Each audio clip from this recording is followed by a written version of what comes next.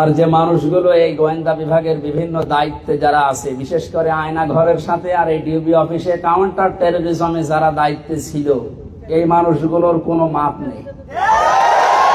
আমি নাম ধরে বলছি, বিশেষ করে কাউন্টার টেরোরিজমের প্রধান ছিল আসাদুজ্জামান। এটা মানুষ নামে একটা শয়তান।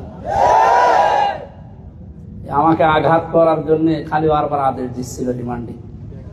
এরপরে এএসপি আতিকুর রহমান, এএসপি শেখ ইমরান হুসাইন, এরকম যে মানুষগুলো ছিল কাউন্টার টেরোরিজমে, এদের দায়িত্বে এই 7 তলায় বহু মানুষ গুম ছিল। ওই সময় চোখ বেঁধে আমার নিয়ে যেত, আমি আওয়াজ শুনতাম। কেউ 5 মাস, 7 মাস, 2 বছর, 5 বছর ধরে ও জানেই না যে পৃথিবী বলতে কিছু আছে।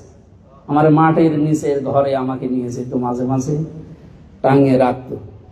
সুতরাং এদেরকে অনেকে বলছে যে না, মাফ করে দাও। কিসের মাফ? আপনি ওই অবস্থায় পড়লে আপনারও